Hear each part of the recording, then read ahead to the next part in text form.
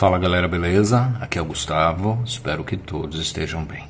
Vamos dar sequência à leitura da primeira carta de Pedro aqui na Bíblia de Estudo Joyce Meyer, versão NVI. Se não me engano, capítulo 3. O capítulo 2 eu li ontem até aqui. Aí o 3, uma notinha aqui, aplicação para a vida. 3 vai até aqui. E aí tem esse quadro, Pedro 3. Então esse quadro do capítulo 3. Então vamos começar.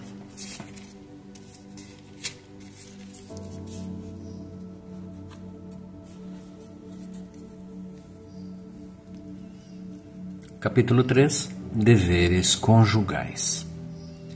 Do mesmo modo, mulheres, sujeite-se cada uma a seu marido, a fim de que, se ele não obedece à palavra, seja ganho sem palavras, pelo procedimento de sua mulher, observando a conduta honesta e respeitosa de vocês. A beleza de vocês não deve estar nos enfeites exteriores, como cabelos trançados e joias de ouro ou roupas finas. Ao contrário, esteja no seu interior, que não perece, beleza demonstrada num espírito dócil e tranquilo, o que é de grande valor para Deus. Pois era assim que também costumavam adornar-se as santas mulheres do passado, que colocavam sua esperança em Deus. Elas se sujeitavam cada uma a seu marido, como Sara, que obedecia a Abraão e o chamava Senhor. Dela vocês serão filhas, se praticarem o bem e não derem lugar ao medo. Do mesmo modo, vocês, maridos, sejam sábios no convívio com suas mulheres e tratem-nas com honra, como parte mais frágil e coerdeiras do dom da graça da vida, de forma que não sejam interrompidas as suas orações. Sofrendo por fazer o bem. Quanto ao mais, tenham todos o mesmo modo de pensar, sejam compassivos, amem-se fraternalmente, sejam misericordiosos e humildes, não retribuam mal com mal, nem insulto com insulto, ao contrário, bendigam, pois para isso vocês foram chamados, para receberem bênção por herança, pois quem quiser amar a vida e ver dias felizes, guarde a sua língua do mal e os seus lábios da falsidade. Afaste-se do mal e faça o bem. Busque a paz com perseverança, porque os olhos do Senhor estão sobre os justos e os seus ouvidos estão atentos à sua oração. Mas o rosto do Senhor volta-se contra os que praticam o mal. Quem há de maltratá-los, se vocês forem zelosos na prática do bem? Todavia, mesmo que venham a sofrer porque praticam a justiça, vocês serão felizes. Não temam aquilo que eles temem, não fiquem amedrontados. Antes, santifiquem Cristo como Senhor em seu coração.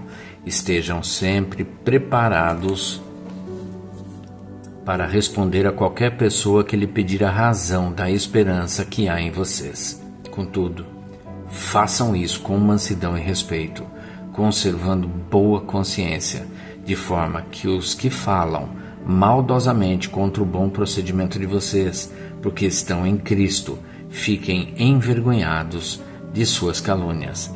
É melhor sofrer por fazer o bem, se for da vontade de Deus, do que por fazer o mal. Pois também Cristo sofreu pelos pecados uma vez por todas, o justo pelos injustos, para conduzir-nos a Deus. Ele foi morto no corpo, mas vivificado pelo Espírito, no qual também foi e pregou aos espíritos em prisão, que há muito tempo desobedeceram, quando Deus esperava pacientemente nos dias de Noé, enquanto a arca era construída. Nela Apenas algumas pessoas, a saber, 8, foram salvas por meio da água, e isso é representado pelo batismo, que agora também salva vocês. Não a remoção da sujeira do corpo, mas o compromisso de uma boa consciência diante de Deus, por meio da ressurreição de Jesus Cristo, que subiu aos céus e está à direita de Deus. A Ele estão sujeitos os anjos, autoridades e poderes. Vamos chegar aqui. Para não esquecer, vamos primeiro para essa aplicação para a vida, que está aqui encostado no capítulo 4. Os versos 1 e 2 de 1 Pedro 4 nos ajudam a entender como enfrentar o sofrimento.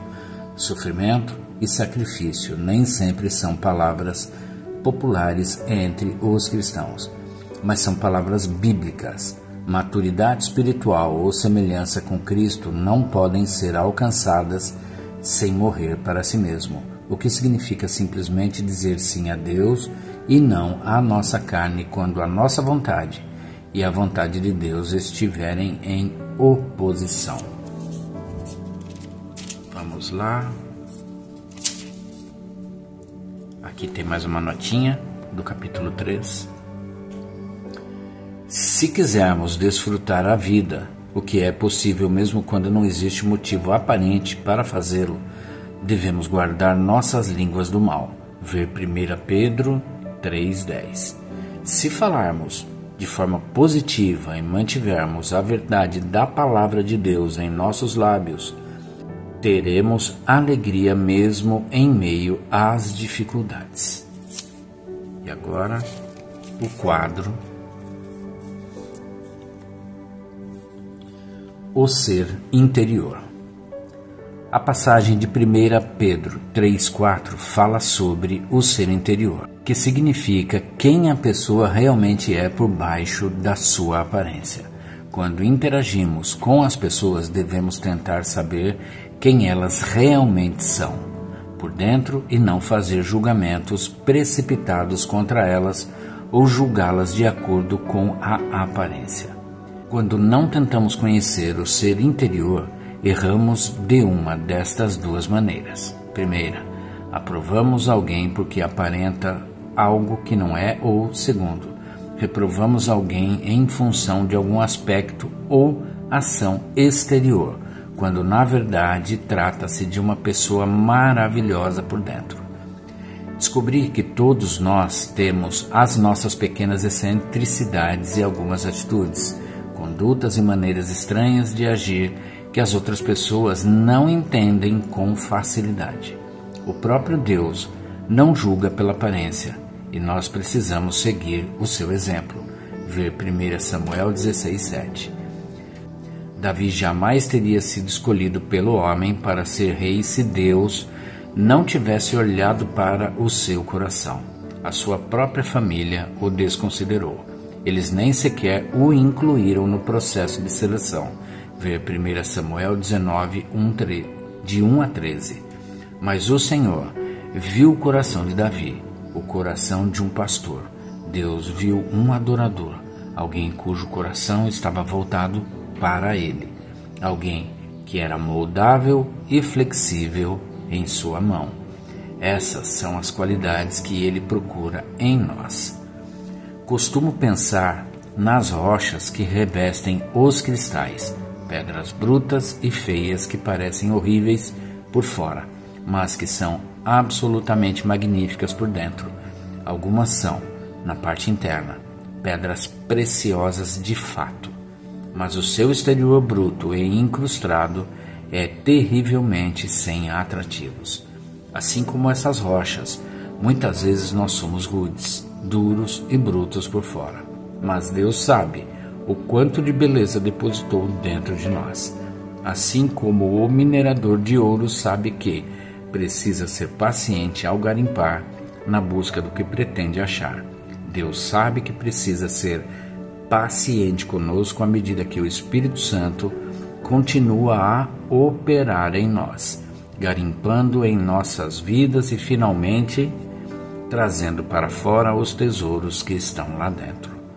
Aquilo que semearmos na vida de outras pessoas, certamente colheremos em nossas próprias vidas.